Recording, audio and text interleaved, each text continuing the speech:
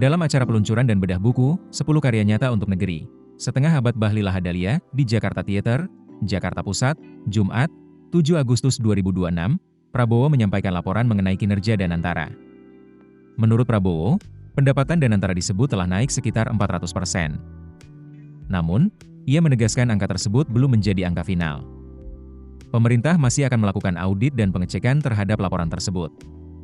Prabowo bahkan menyampaikan kemungkinan jika hasil audit nantinya menunjukkan angka yang lebih rendah. Menurutnya, kenaikan 300%, 200%, bahkan 100% dalam satu tahun tetap merupakan capaian yang signifikan bagi lembaga yang baru bekerja sekitar satu tahun. Artinya, fokus Prabowo bukan hanya pada angka 400%, tetapi juga pada seberapa besar perkembangan kinerja Danantara sejak lembaga tersebut mulai beroperasi.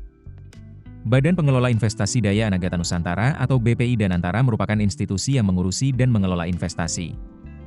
Dalam catatan yang disampaikan, lembaga tersebut diresmikan Presiden Prabowo Subianto pada 24 Februari 2025. Artinya, capaian yang disampaikan Prabowo mengenai peningkatan pendapatan tersebut terjadi dalam periode yang relatif singkat sejak Danantara diluncurkan. Danantara memiliki peran dalam pengelolaan investasi. Salah satu arah investasi Danantara adalah menyalurkan dana ke sejumlah proyek nasional. Di antaranya proyek industrialisasi dan hilirisasi. Proyek-proyek tersebut diharapkan mampu menciptakan nilai tambah yang signifikan bagi Indonesia.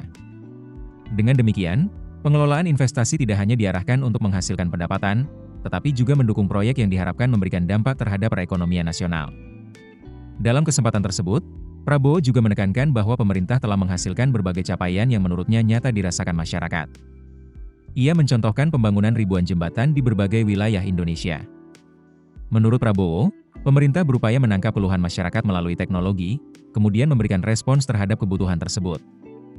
Prabowo menyebut pembangunan jembatan di berbagai desa kini sudah mendekati 2.500 jembatan.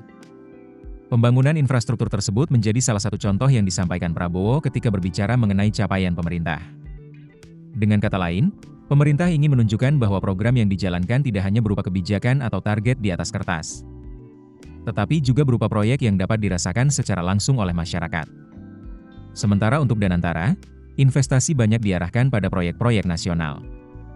Dua sektor yang disebut dalam materi ini adalah industrialisasi dan hilirisasi. Keduanya diharapkan mampu menghasilkan nilai tambah yang lebih besar bagi Indonesia.